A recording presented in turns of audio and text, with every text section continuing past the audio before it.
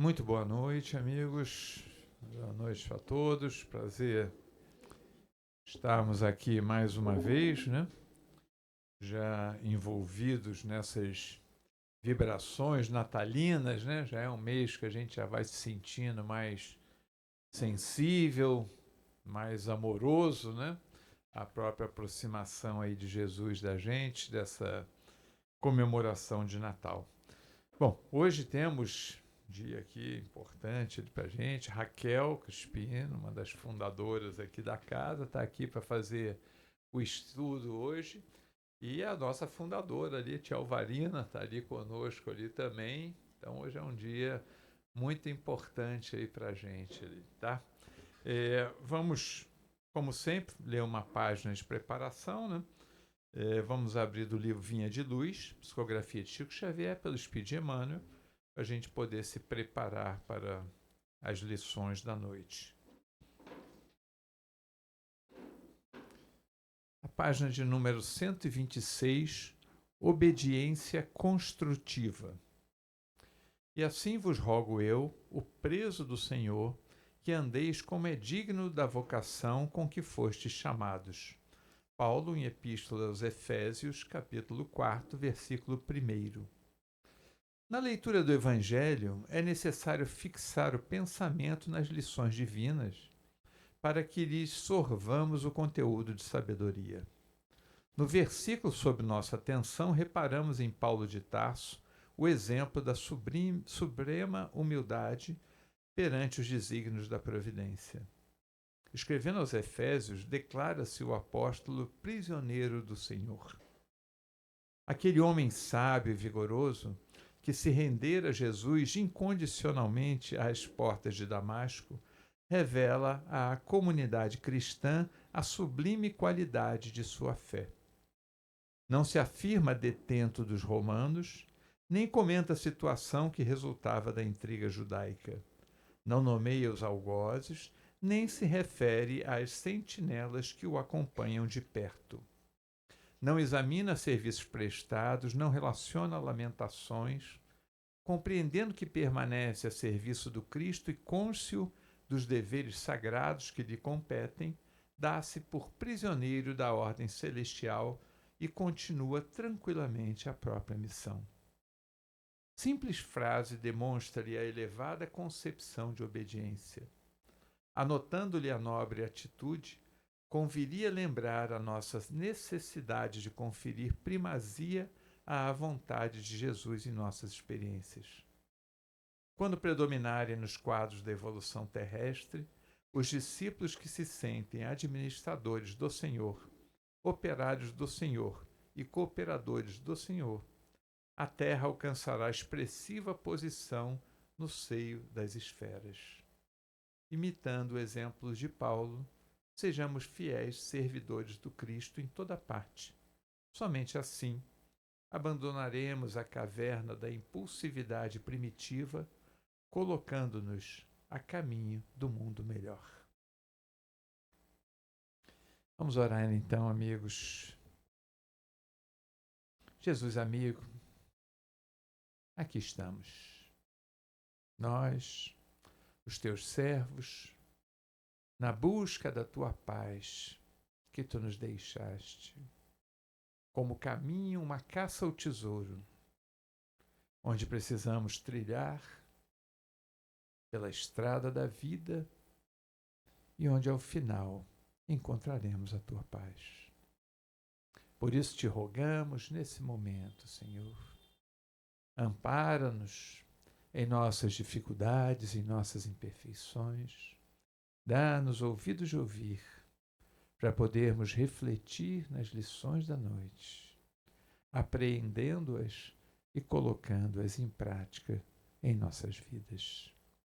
Igualmente, rogo a teu coração o amparo, a Raquel, nossa querida amiga que aqui se encontra, para que ela possa ser a tua intérprete, trazendo as tuas palavras direto aos nossos corações. Fica conosco, querido amigo, e dá-nos uma noite de paz. Que assim seja. Queridos amigos, Raquel, é contigo, amiga.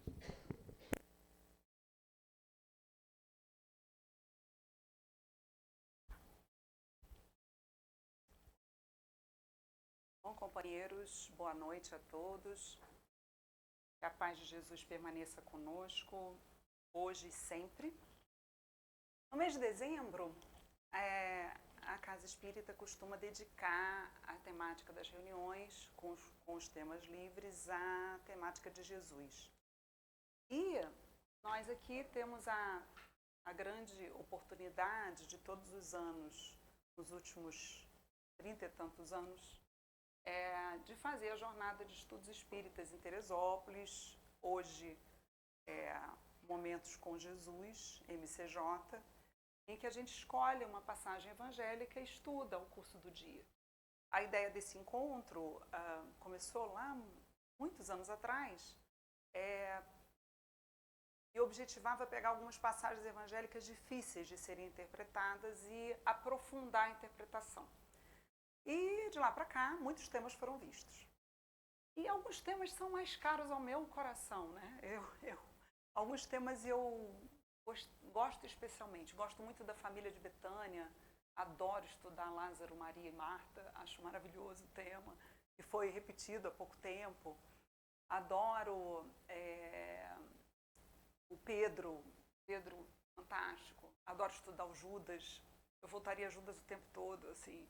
E cada vez que eu estudo Judas, eu mais vejo coisas que eu posso aprender, eu consigo me relacionar com esse espírito e ver o quanto que ele tem, e a mim também, né?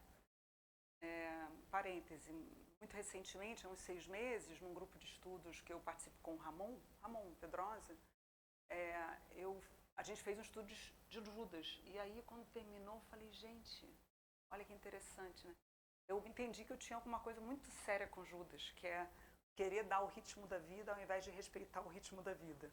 É isso que o Judas fez, né? Ele quis dar o ritmo e não respeitar o ritmo que a vida mesma tem, né? Isso é uma sabedoria imensa, a gente conseguir esperar a fruta amadurecer na hora que tem que amadurecer e não querer que ela amadureça antes da hora, né? Então, assim, o estudo do Evangelho, ele traz, para mim, pessoalmente, grandes oportunidades de autoconhecimento. Mas tem um estudo que eu gosto muito especialmente, que foi esse, Jesus e as Crianças. Ele aconteceu em 2002, vocês veem, gente, 23 anos atrás. Nós estudamos esse tema na Jornada Espírita. E eu lembro com carinho desse tema, porque são encontros que a gente tem na vida com alguns temas, e eu trabalho com crianças na minha vida profissional. Então a coisa volta e eu volto às crianças. E eu me lembro que esse tema me marcou muito, mas eu já não me lembrava do conteúdo dele, eu nunca tinha parado para reestudar. Quando me pediram, Raquel, por favor, fala aí o tema do dia 20, eu falei, Jesus e as Crianças, eu vou resgatar o estudo. E é isso que eu vou fazer com vocês hoje. Então, assim, vocês vão ter um estudo feito há 23 anos atrás, revitalizado aqui, com um claro novo olhar. Eu sou uma outra pessoa, 23 anos depois, mas com pesquisas feitas naquela época. E é a primeira vez que eu apresento e eu vou elaborar, porque eu acho que vale a pena. É uma temática que tem muita questão contemporânea envolvida nela. Então vamos lá. Vocês veem que essa minha imagem é uma de milhares. É uma das passagens do Evangelho que mais foi retratada em vários quadros dos artistas plásticos, né? Eu escolhi esse, que está um pouco fora do padrão, porque há um entendimento aí, muitos entendem que que a passagem de Jesus para as crianças, aquela em que os discípulos criam um problema, que é o que a gente vai estudar, não teria acontecido na atividade, num espaço íntimo, mas teria acontecido provavelmente na hora do sermão, naquele espaço lá em Cafarnaum, num dos sermões do monte, as crianças teriam vindo. Eu também escolhi uma imagem que não tivesse todo mundo louro de olho azul, né? Que a gente sabe que tem aí uma questão séria, que é uma projeção do modelo eurocêntrico de ver, todos eram louros de olho azul, inclusive Jesus, apesar do que se entende da etnia, ser muito pouco provável que Jesus fosse louro de olho azul. E as crianças todas lourinhas de olho azul também. Então, é só uma diversidade. E num espaço íntimo. Mas a gente sabe que essa imagem de Jesus com as crianças foi retratada por muitos quadros. E quantas vezes eu fui a museus de arte clássica, assim, a gente vê, quem teve a oportunidade de visitar, vai ver essa imagem muitas vezes, né? E a gente tem 3 evangelistas que falam dela. E tem um que é mais detalhado, é mais bonito. Então a gente escolheu o Marcos, que traz essa mensagem com mais detalhe para nós.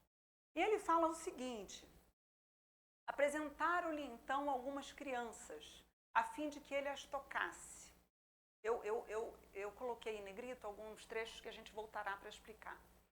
E como seus discípulos afastassem com palavras ásperas os que lhes apresentavam, Jesus, vendo isso, zangou-se e lhes disse: deixai que venham a mim as criancinhas, e não as impeçais, porquanto o reino dos céus é para os que se lhes assemelham.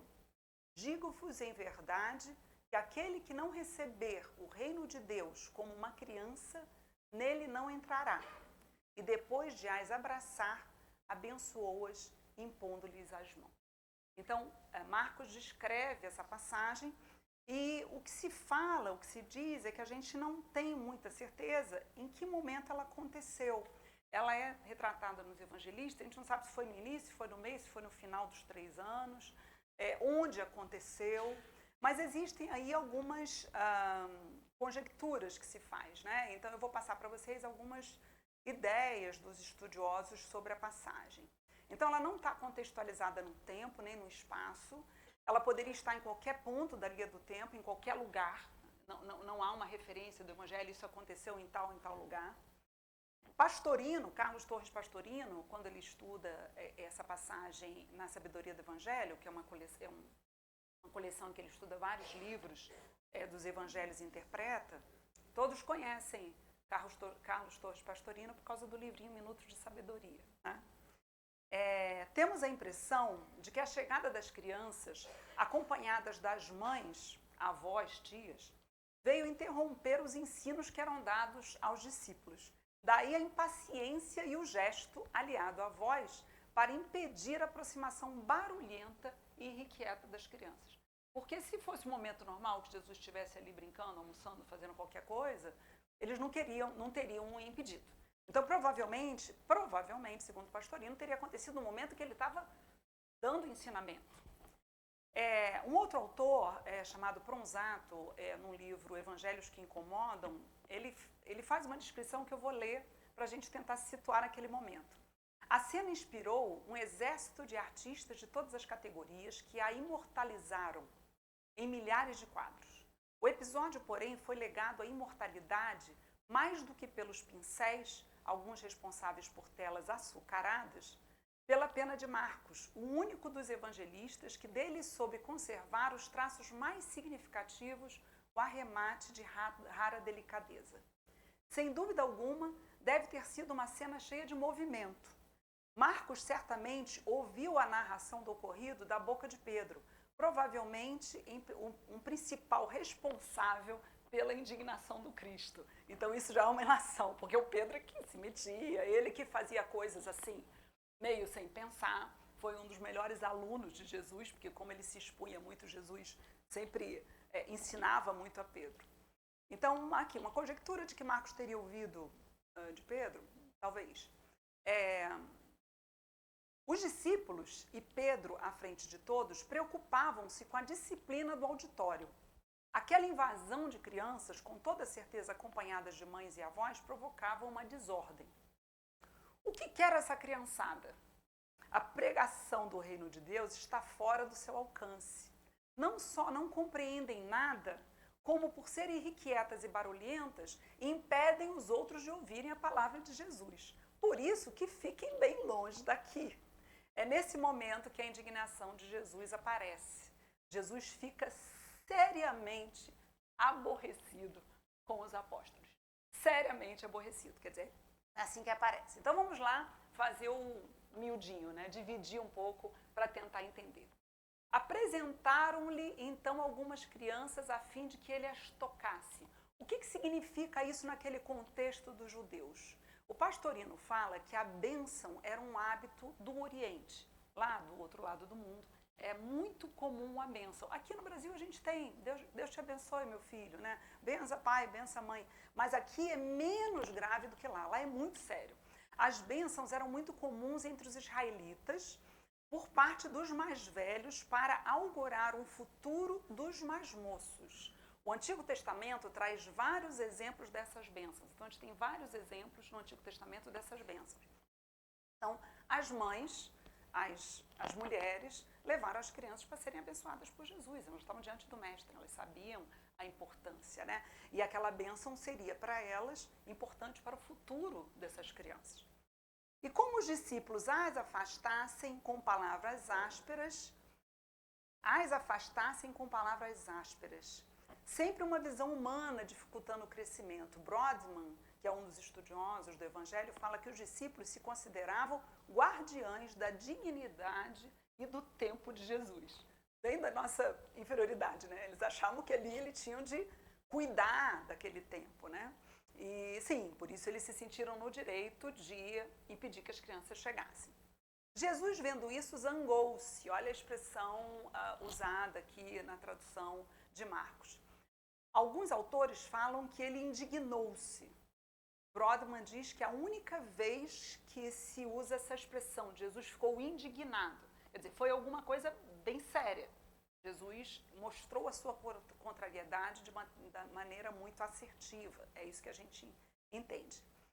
E se não os impeçais, deixai que venham as minhas criancinhas, e não as impeçais, os estudiosos dizem,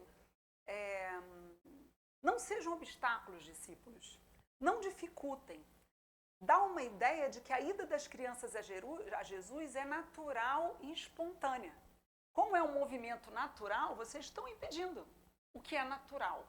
Então, essa é uma interpretação que eu achei uma sutileza interessante da passagem. Porquanto o reino dos céus é para os que se lhes assemelham. Não é ser igual ou ser criança, é assemelhar-se à essência da criança. É isso que Jesus diz. Assemelhar-se à essência da criança. E aí tem uma observação que eu trago, que eu aprendi na época, que eu gostei muito.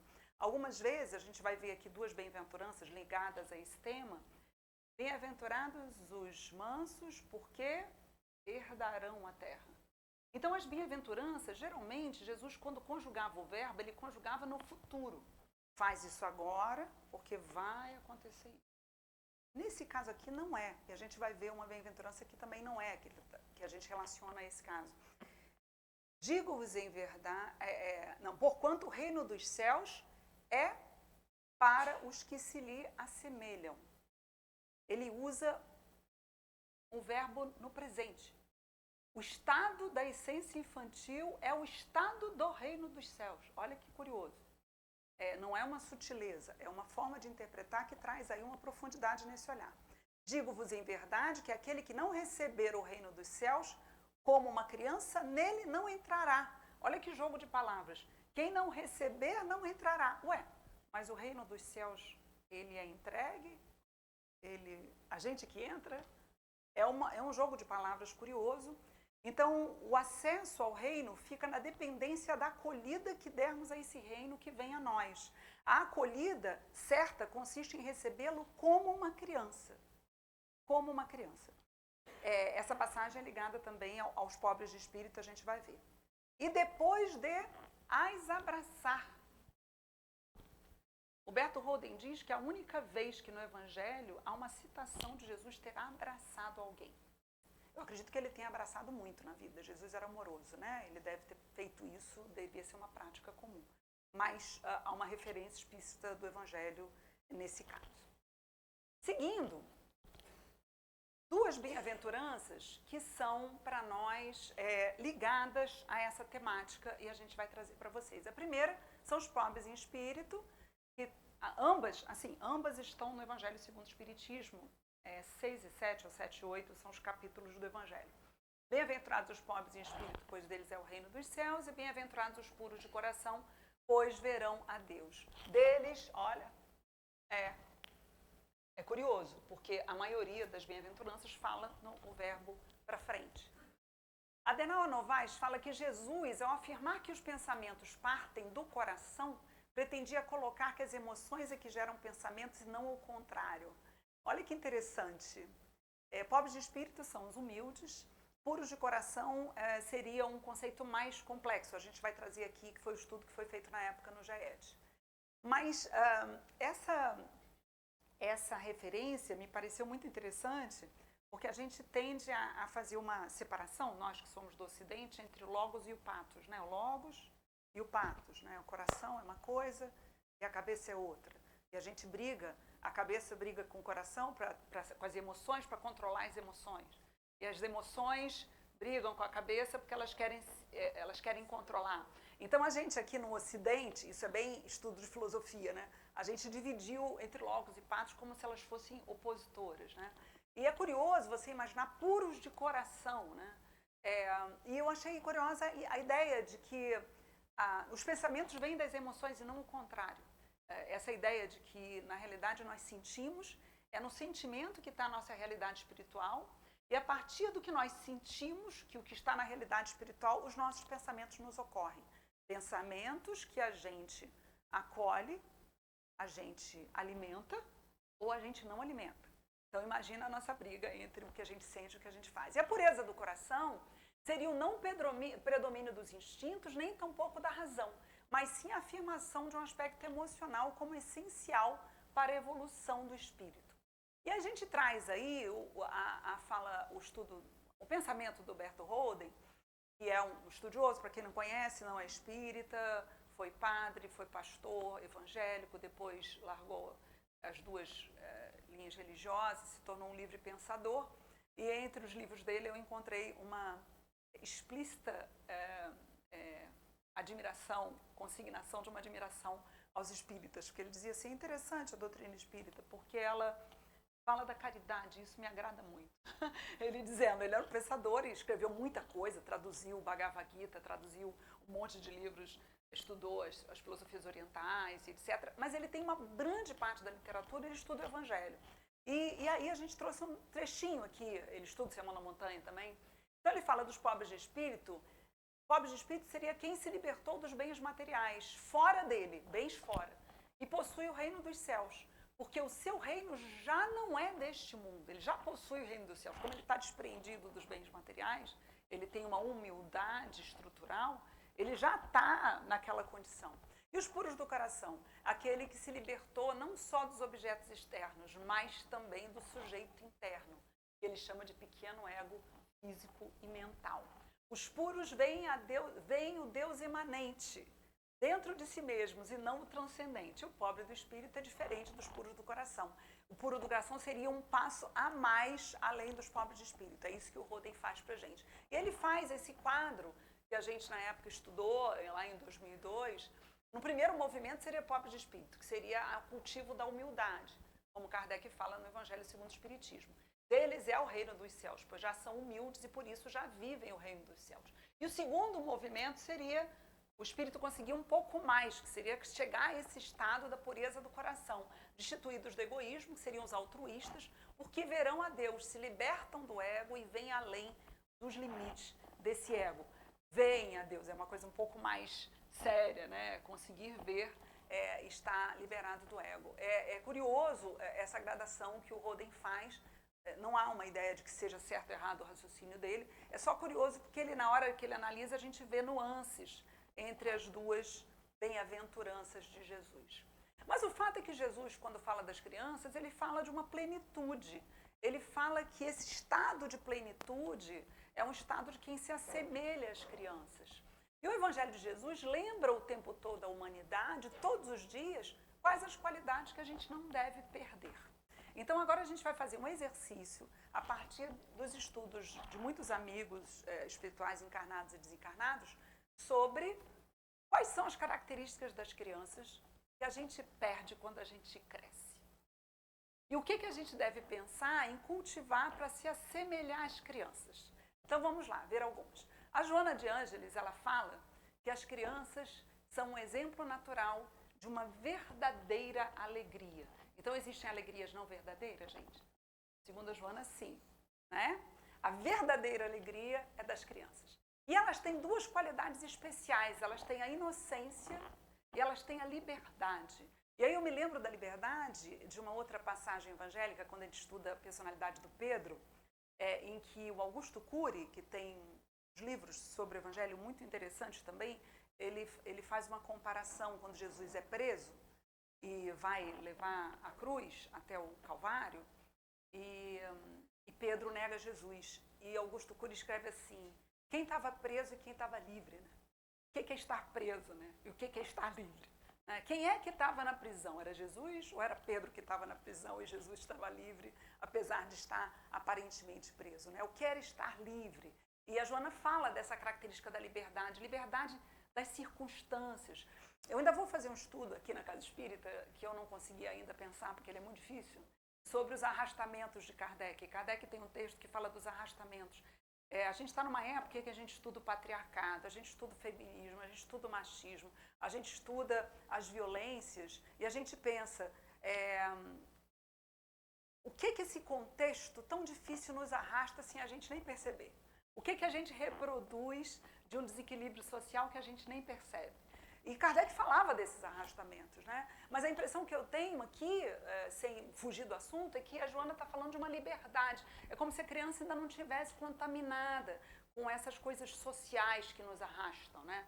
Arrastamentos que são o capacitismo, o etarismo, os conceitos de ordem estética, as prisões sociais que a gente mesmo cria para nós mesmos tão difíceis.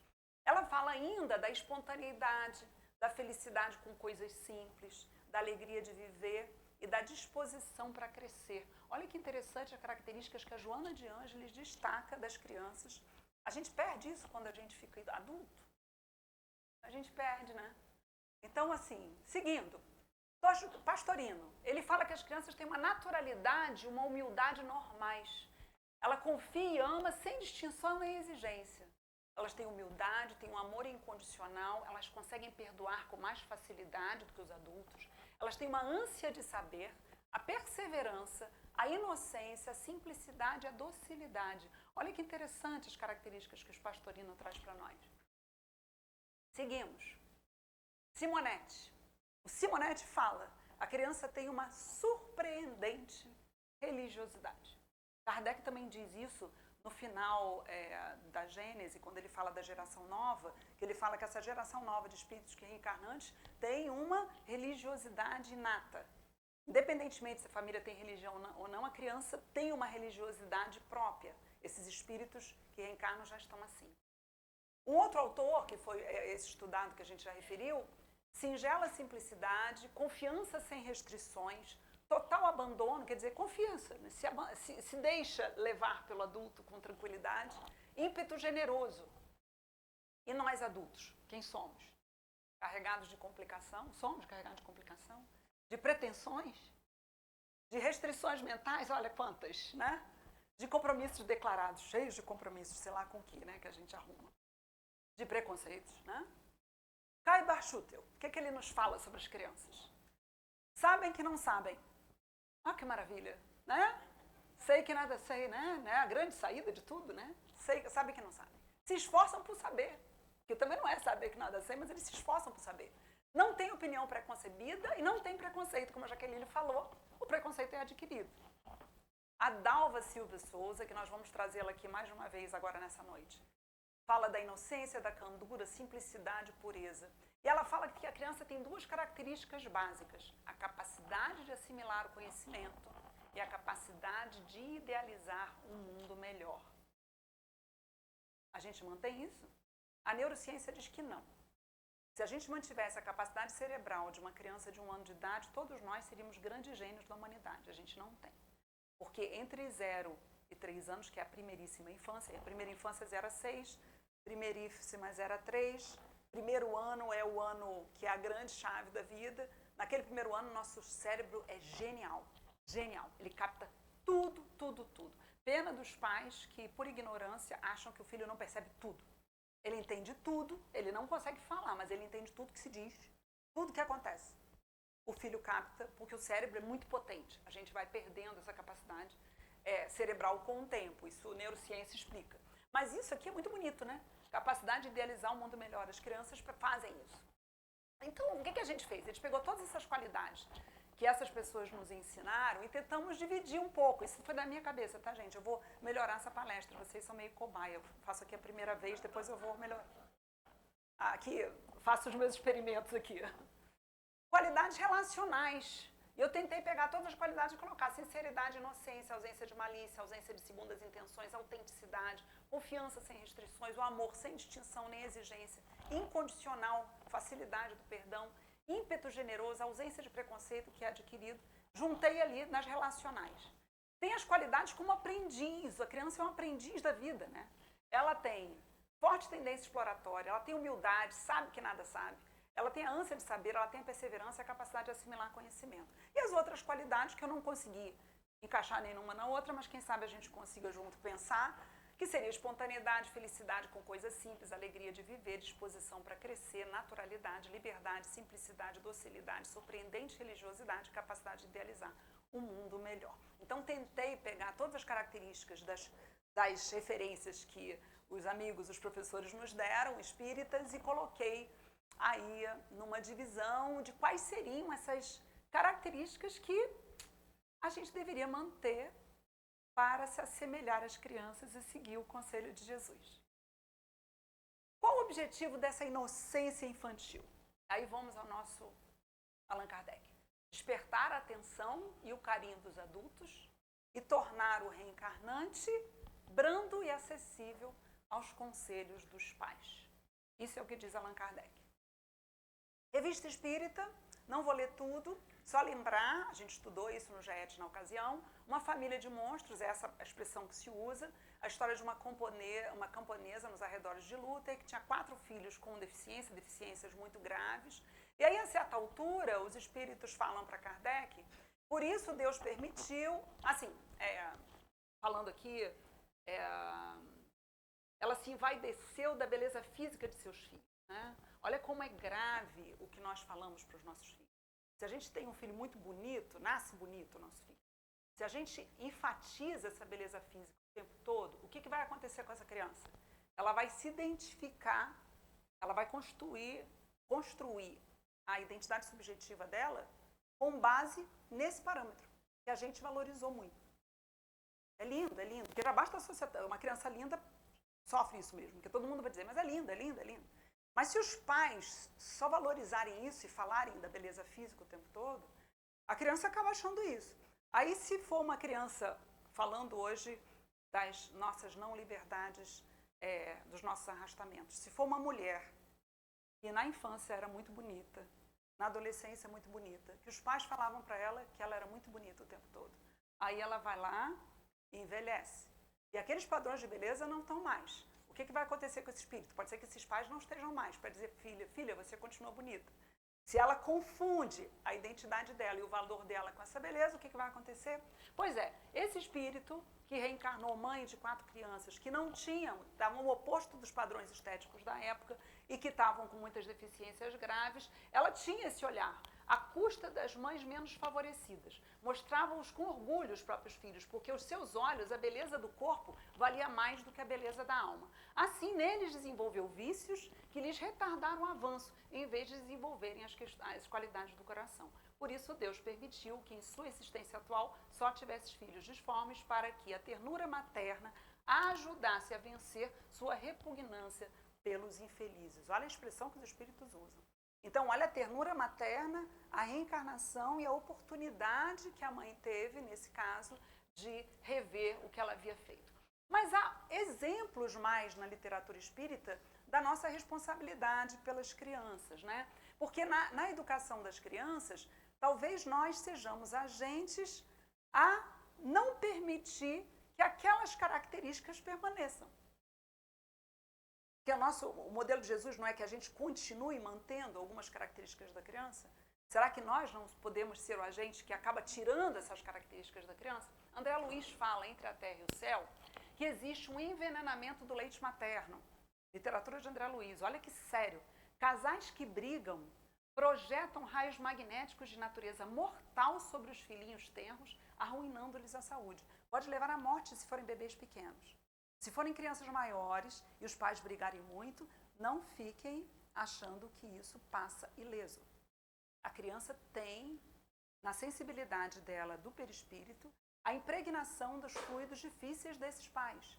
Para a gente não achar que tudo passa, que não vai acontecer nada. Acontece. Tá? Arruína a saúde física e a saúde mental das crianças. Camilo Castelo Branco, em Memórias do Suicida, quando fala da criança em morte súbita, Memórias do Suicida, um clássico estudado no movimento espírita, ele fala, os espíritos suicidas, junto a uma criança, poderão matá-la de um mal súbito, se o pequenino não tiver ao redor de si alguém que, por disposição natural, para si atrai tão perniciosas irradiações. Então, a importância de nós, quando estarmos perto do recém-nascido, ou recebemos um espírito no nosso lar, que o ambiente do lar seja um ambiente preservado. Então, a descrição na literatura espírita de como uma criança que está reencarnando em muita eternidade sofre com a presença de um espírito de um suicida, que para nós já seria uma questão. Então, eles são preservados, né? A espiritualidade superior ela não permite que isso aconteça. Antes do berço, no Emmanuel fala no livro Família, página 53, que quase sempre conhece a alma humana plenamente desperta grande parte dos débitos que lhe induzem o coração a mergulhar nas forças do plano físico. É o planejamento reencarnatório, né? Muitas vezes, com o auxílio dos benfeitores que lhe endossam as novas experiências, contempla o quadro de provações e que testemunhará humildade e renúncia. Muitos candidatos ao recomeço da aprendizagem na Terra, em semelhantes visões do limiar, tremem e choram antes de reencarnar, debatendo-se em clamoroso receio, acovardados à última hora, quando já não podem recuar nas decisões assumidas. É então que o afeto dos pais lhes confere doce refúgio. Olha que importante isso. E quando a gente fala pais, a gente fala rede de apoio. É o afeto da família, aquela vibração esperando aquele bebê chegar, que faz com que eles tenham um refúgio dos medos que eles apresentam pelas provas que terão pela vida. No clima nutriente do lar, aquietam as próprias ânsias, refazendo-se à luz do entendimento e da prece para o combate consigo mesmo na estrada redentora. Olha como é importante a nossa tarefa ao recebermos um espírito reencarnante ainda em tenridade. Hermínio Miranda, num livro clássico, quem não leu tem que ler esse livro, né?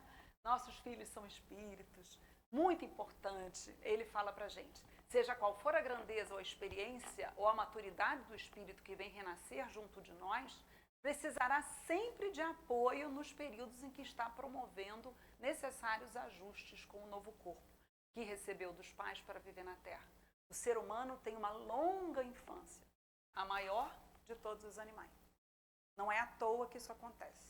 Essa longa infância se dá porque na infância, em razão dessas características próprias desse momento da reencarnação, nós não temos resistências psíquicas ao novo, à influenciação dos nossos pais. E então a gente recebe mais as informações. Por isso a responsabilidade imensa de quem educa, para que consiga educar no espaço da espontaneidade, para que a gente consiga não fazer uma educação que tire o que tem de mais bonito dentro de nós. Como devemos proceder para que as crianças físicas continuem a ser crianças tal e qual o Evangelho?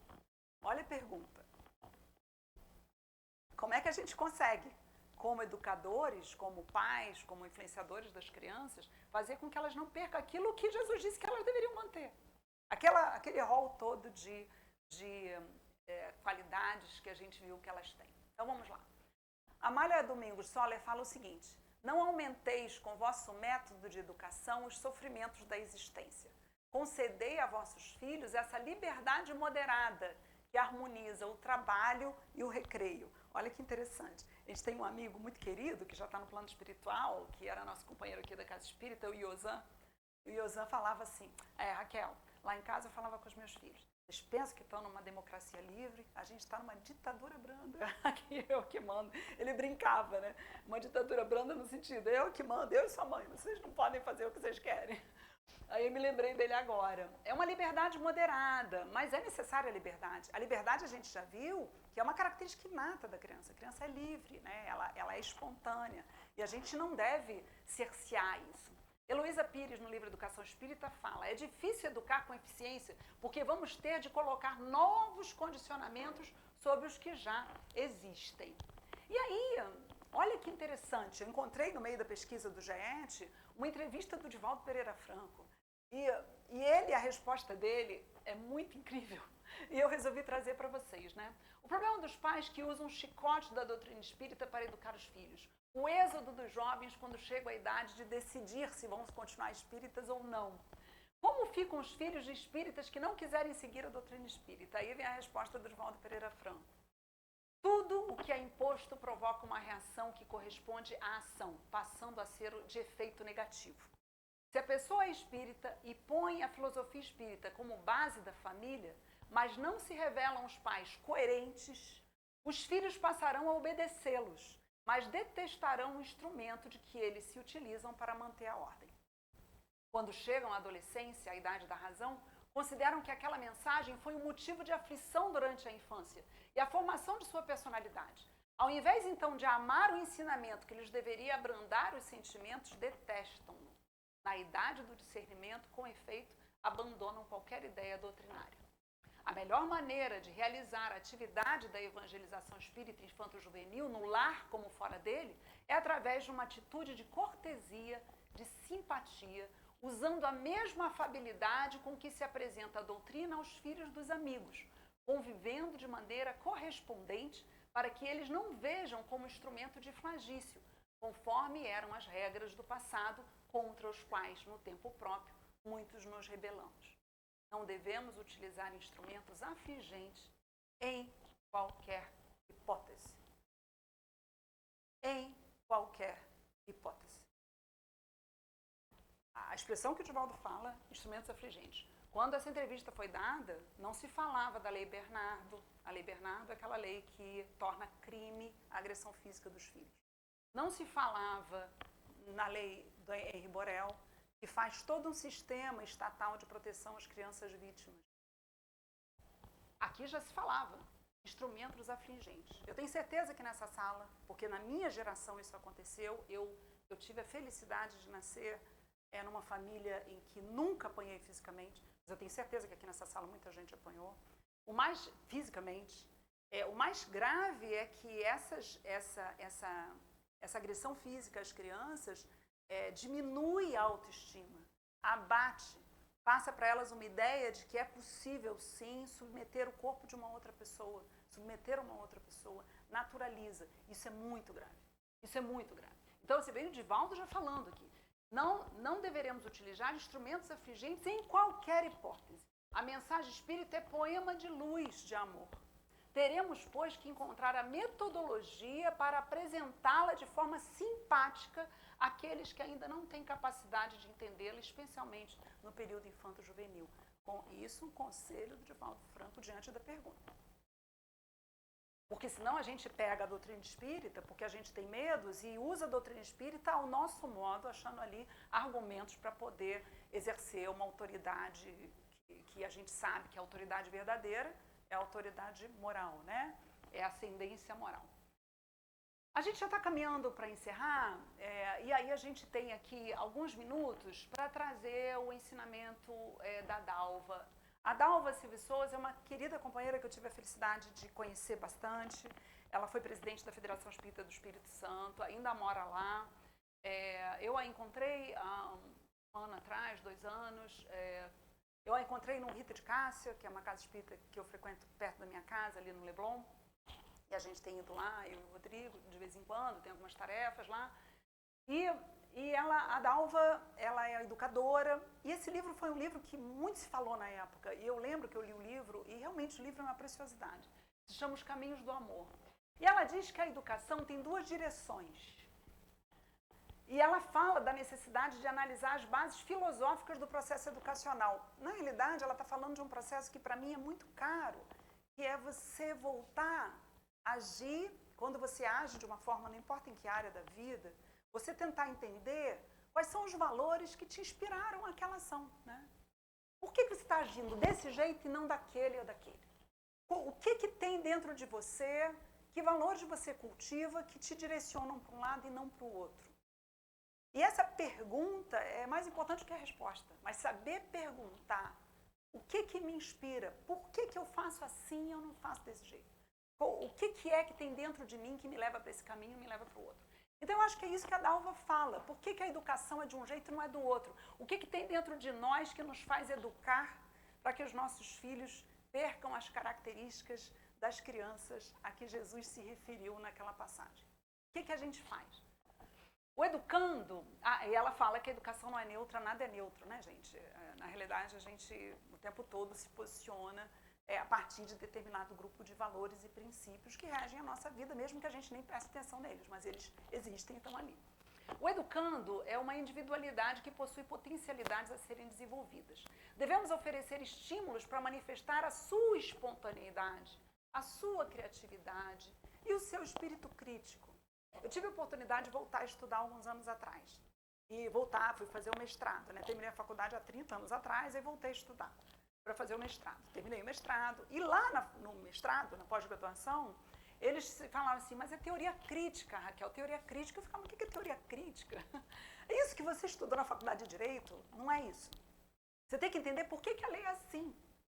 Você não tem que partir, a lei é assim, então vamos falar. Não, por que a lei é assim? A quem que a lei serve? Por que esse Estado, por que essas leis todas são desse jeito? Isso serve a algum interesse, a alguma coisa. O modelo social. Então, a teoria crítica, esse senso crítico, ele é essencial para quem está estudando na academia. Não dá para não ter. Porque a gente tem que perguntar o tempo todo, né? Por que é desse jeito e não é de outro jeito? E aí a gente deve, segundo a Dalva, estimular os nossos filhos a espontaneidade, a criatividade e o espírito crítico. Percebemos a criança como um ser que deve ser domesticado. E reprimimos a sua espontaneidade. É isso que a gente faz. Desvalorizamos a sua criatividade. E impedimos a manifestação do seu espírito crítico. Isso é o mais comum.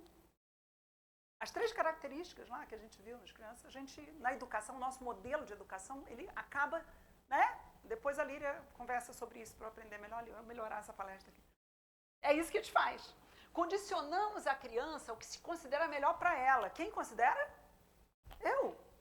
Tudo bem, a gente sabe que é melhor, a gente tem nós estamos ali na função de pai e mãe, mas uma vez eu vi uma entrevista da Maldonado, que é uma educadora, ela falou assim, perguntaram assim para ela, quem é o pai que erra mais?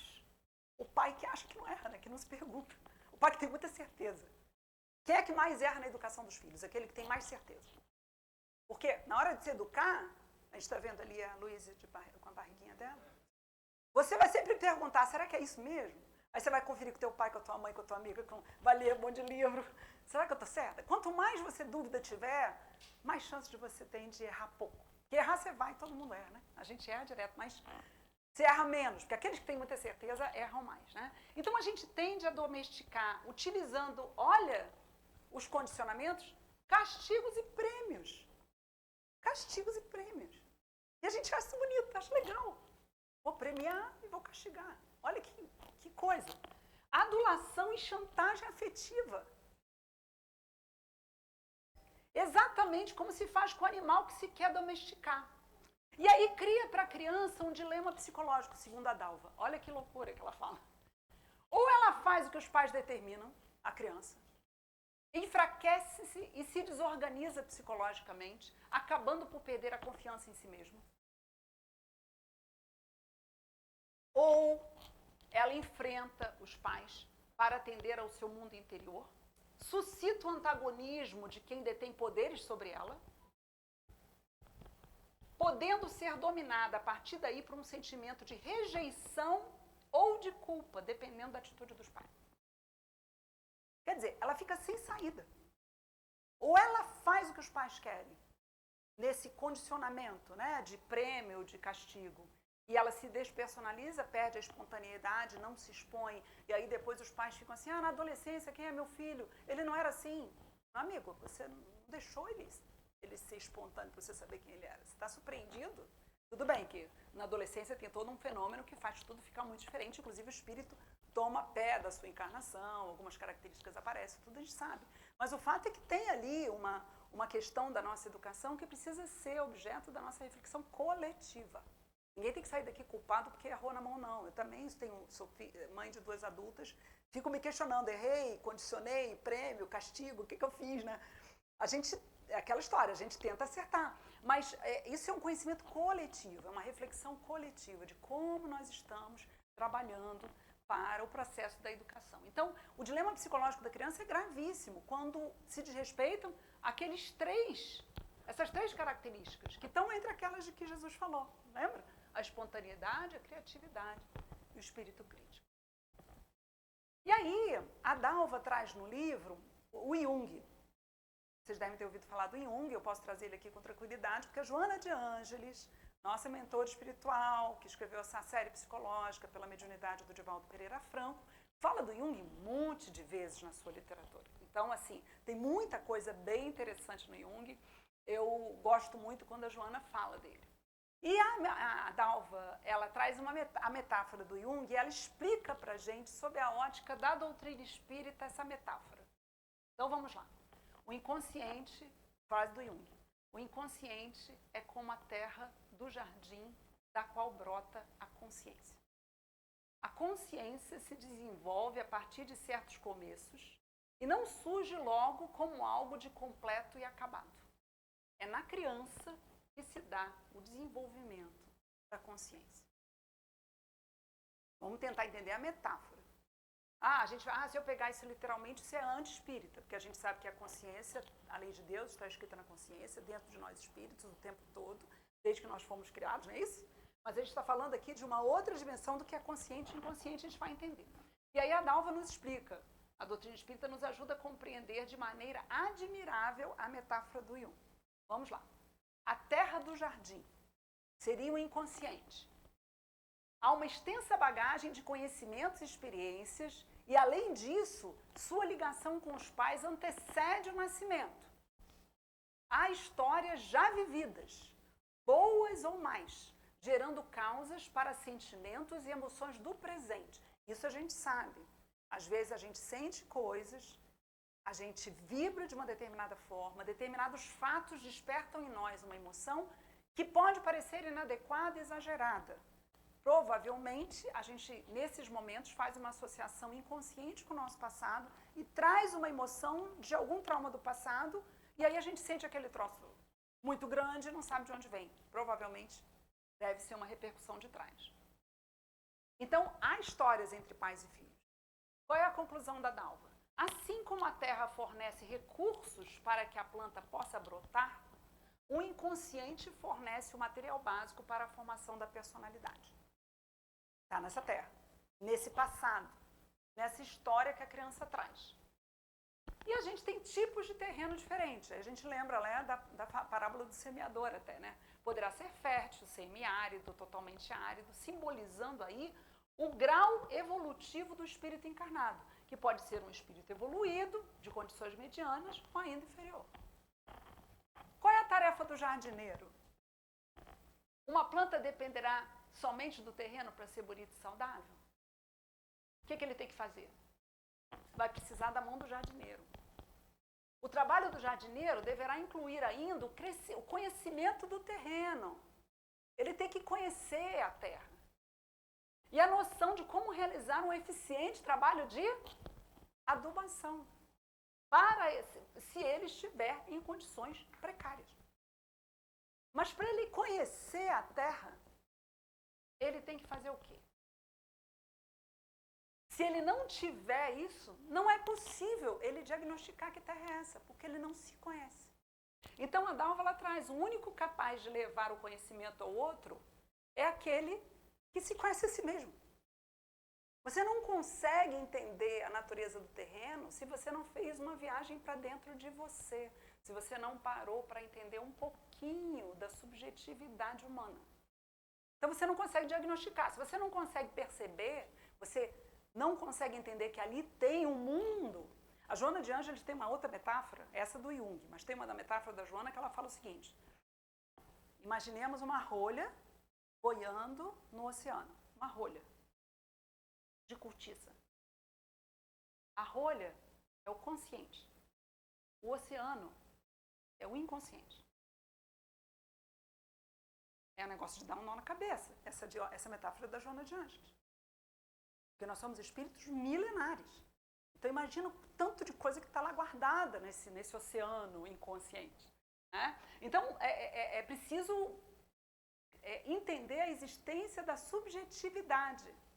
Algumas vezes, conversando com casais que brigam muito e que não conseguem, no primeiro momento, no momento da dor, do divórcio, entender a dor do filho, né? Porque é muito comum, quando você está sentindo uma grande dor, às vezes você não consegue olhar para a dor do outro.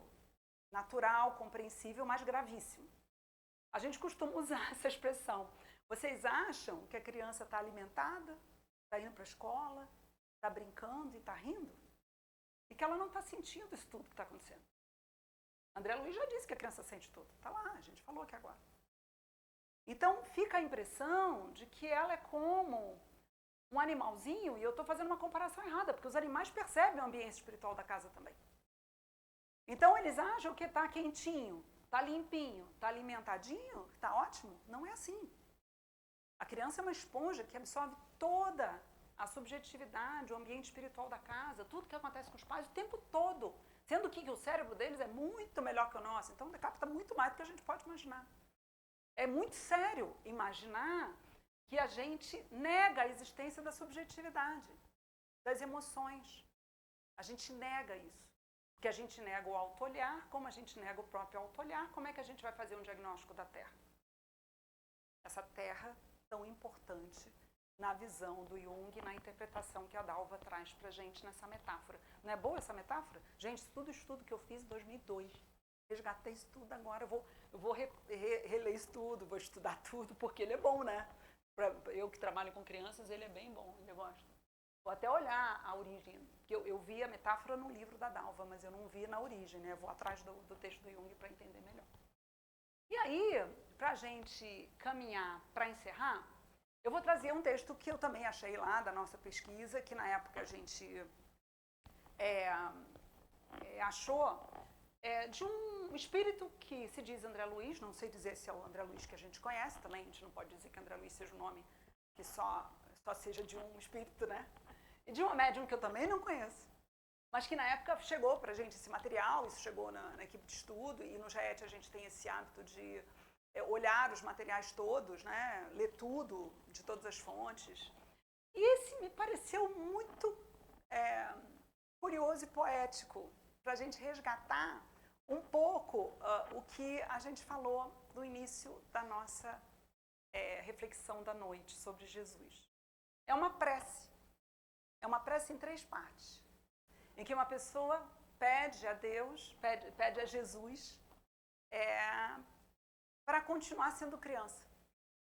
E conta vários detalhes do que seria essa criança que a gente perde ao curso da nossa vida. Então eu queria ver se tem alguém aí da plateia, o Rodrigo disse que se não aparecesse ninguém ele se candidatava, que possa ler a prece. Ah, Líria, vai lá.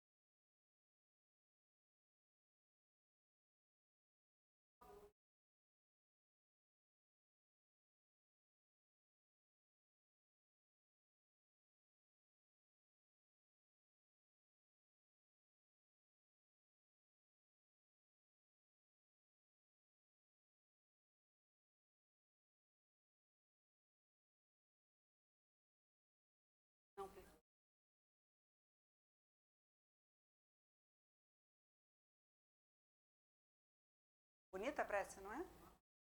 É, bem bonita. Então, não conheço a médium, sei que foi lá em Curitiba, em 2002, e achei muito bonita, porque ela resgata para nós essa criança que a gente perde ao curso da vida, né? Então, ao mesmo tempo que nós temos uma tarefa muito importante para com as crianças do mundo, a gente tem uma tarefa muito importante para a criança que vive em nós. No Dia das Crianças, em outubro, de vez em quando nas redes sociais as pessoas colocam as próprias fotos de criança, né? Eu acho curioso e acho interessante a gente resgatar um pouco. E eu estou me lembrando aqui que no dia que eu fiz esse estudo, e houve um momento na história do estudo do GET que eu dava aula para a melhor das turmas, que era a turma, a Pet estava lá, era a turma dos jovens de 22 a 25 anos. Olha o que eu pegava. Eu pegava o filé mignon da mocidade, né? De repente a Pet estava até lá nesse estudo. Estava no Evangelização. 2022, né? 2002 ela não estava lá. Mas olha, Ramon, Pet, o Bruno na época, Mário, era essa turma que eu dava aula, essa aula eu dei. E eu me lembro que quando a gente fez a sensibilização, aquela dinâmica inicial da aula, porque eu tinha também a vantagem de ficar com a mesma turma o dia inteiro. E a gente fez a sensibilização e a dinâmica era o seguinte: todo mundo fecha os olhos e vocês vão descrever para mim como vocês eram quando eram crianças. Aí todo mundo fechou, pensou 2 minutos. E aí começou. Você vai dizer o teu nome e vai dar uma característica de quando você era criança. E aí as pessoas se apresentavam, era uma dinâmica de apresentação. E ao mesmo tempo elas diziam a característica. Gente, aquelas características lá que a gente colocou. E a gente era assim. A gente era assim. E a gente perdeu isso, né? E aí o Jesus vem dizer pra gente que a gente mantenha essas características. Volte, resgate essa criança nas coisas boas que ela tem. Olha, muito obrigada pela atenção. Que a paz de Jesus permaneça conosco. E me sinto muito honrada por estar aqui justamente na reunião da véspera do Natal, quase, né? E o Mauro sempre diz que eu fui uma das fundadoras da casa, mas fundadora da casa mesmo foi Tia Varina. Eu tinha 15 anos, vou explicar, eu tinha 15 anos. E minha mãe diz assim: assina essa ata de fundação aqui, porque no futuro isso vai ser importante, tá vendo? Toda vez que eu venho aqui, ele fala. Ela foi uma das fundadoras, uma fundadora com 15 anos de idade, assinei, eu estava lá no dia da fundação. Mas a Tia Marina sabe contar a história, né? Eu só tinha 15 anos e lembro só do amor, do cuidado, do idealismo daquelas pessoas que fundaram essa casa e que a gente agradece por isso, por estar aqui nesse lugar tão fraterno, tão amigo. Muito obrigada, gente. Tirou isso?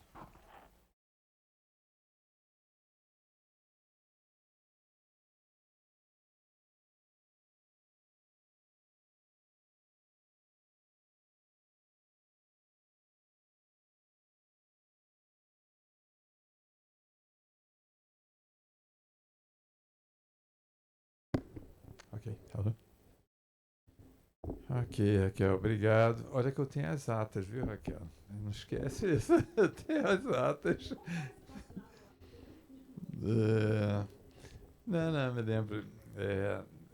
A gente tem um livro, né, com as primeiras atas da casa, né? Aí aparece ali os fundadores, né? Mas aparece logo depois as pessoas que estavam bem no início, né, fazendo ali evangelização. Aí aparece o nome da Raquel, o nome da Cacilda, né? Essa galera lá aparece também nos livros ali, né? Raquel, excelente, né? Estudo excelente, aí, reflexão excelente, adorei a prece ali, fantástica. Raquel, quando começou, ela estava falando da questão da sensibilidade do evangelista Marcos, né? E como a gente estava também nesse estudo lá em 2002, eu não me lembro mais, mas me lembro que a gente estava no estudo, né? E realmente o Marcos, né? João Marcos, né? O nome do evangelista, sobrinho de Barnabé, né? Que aparece no livro Paulo do Estevão, né? Primeira viagem de Paulo, né? Aparece então João Marcos ainda criança, né?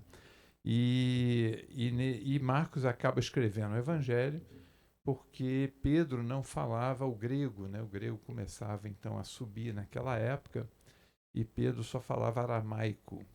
Então, quando ele ia fazer as preleções, já depois, né, da desencarnação de Jesus, então ele levava João Marcos.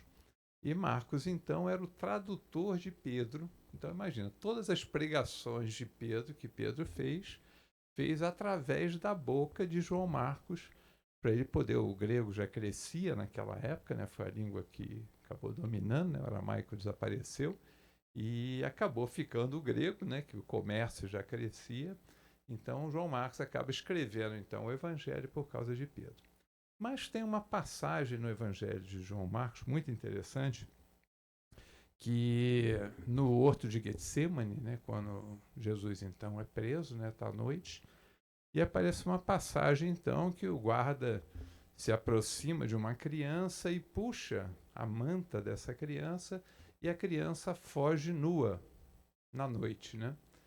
E essa é uma passagem que a gente fica pensando, não tem nada a ver com nada, né? Imagina quem vai registrar no Evangelho que Jesus está sendo preso e tem uma criança que está dormindo, e essa criança já altas horas da noite, né, que foi a prisão de Jesus, né? E essa criança, então, eles puxam a coberta e essa criança foge nua. Por isso, como não tem nada a ver com nada, e só aparece no Evangelho de Marcos, os historiadores imaginam que este é João Marcos. E esse é o próprio Marcos, por isso que ele faz esse registro no Evangelho dele. E se ele é criança e aparece, então, talvez essa sensibilidade que ele tenha tido para escrever esse texto, né?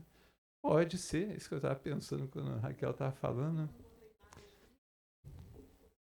pode ser uma das crianças, ou pelo menos tenha vivenciado esse momento, ou tenha a sensibilidade para o que era criança no momento de Jesus, porque ele era uma criança no momento de Jesus, né? Talvez isso facilite essa emoção dele e toda, né?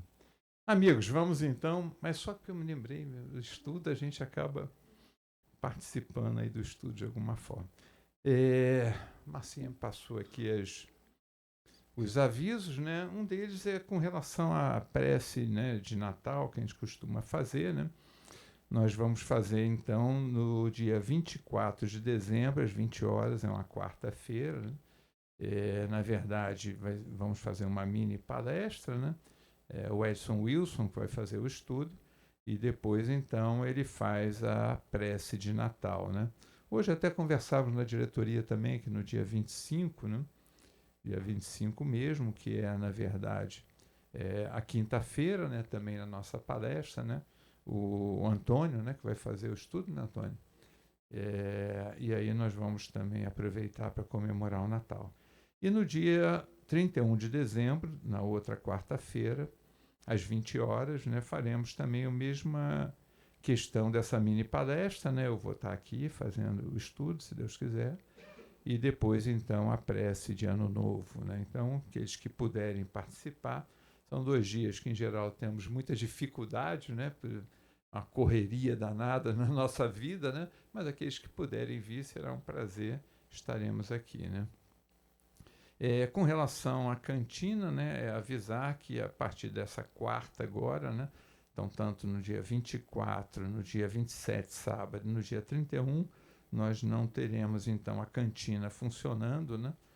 Só para o pessoal saber, né, que às vezes o pessoal como eu chega já com fome aqui, mas não vai ter cantina, melhor trazer uma marmitinha, porque 24, 27 e 31, sem pão de queijo aqui. Traz uma rabanada e fala, se quiser também ofertar no dia 31, eu estou aqui. Isso aqui eu posso garantir aqui. Ok, amigos. Então, esses são os avisos, né?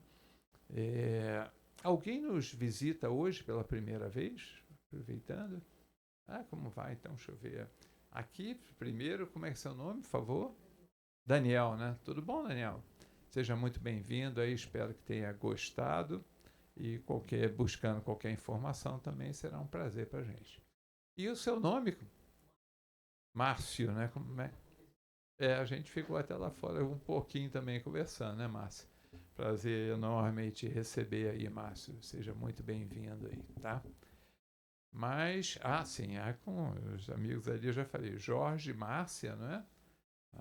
Então eu mesmo já falei, o nome deles ali também estão chegando aí. Em Teresópolis, né? Estão chegando à nossa casa. Sejam muito bem-vindos aí, Jorge e Márcia também.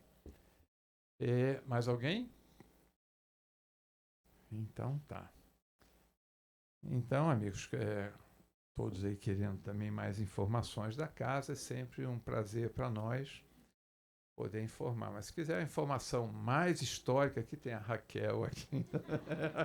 Cacilda, hoje está cheia aqui, hoje é mole pegar essas informações aqui. Bom, precisamos fazer a nossa prece aí de encerramento, né? Mas como nossa fundadora está aqui presente, tia Variana, não quer fazer a nossa prece, não, amiga?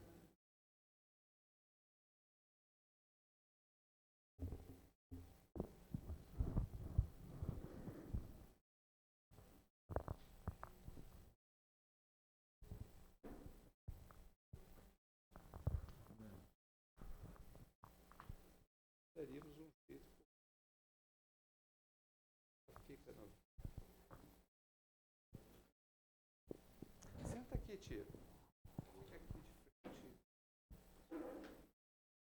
Aí fica com o microfone na mão. Fica ali, tia, naquela cadeira ali. Aqui, tia. Aqui de frente, pessoal, que aí a câmera ainda te pega.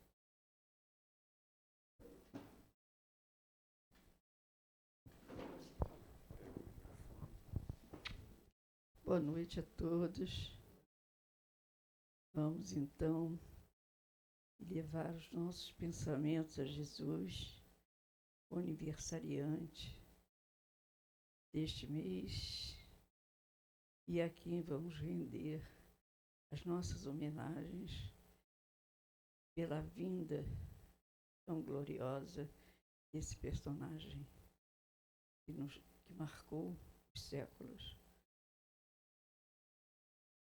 Senhor Jesus, te agradecemos a oportunidade de aqui estarmos ainda encarnados e participando deste evento tão grato ao nosso coração. Abençoe a cada um dos presentes e também aqueles que não puderam estar conosco nesta noite. Que a noite de Natal seja uma reverência a Jesus, não apenas uma comemoração festiva que agrada apenas a nossa sociedade de festas, mas sim a festa do evento do nascimento de Jesus. Abençoe, Senhor, esta família tão grande e tão bonita, e que possamos ter mais um ano de glórias, de virtudes e de progresso. Obrigada, Senhor, hoje e sempre. Graças a Deus.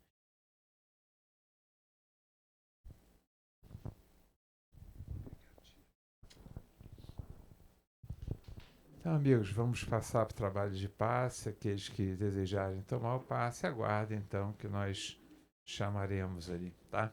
Boa noite para todos.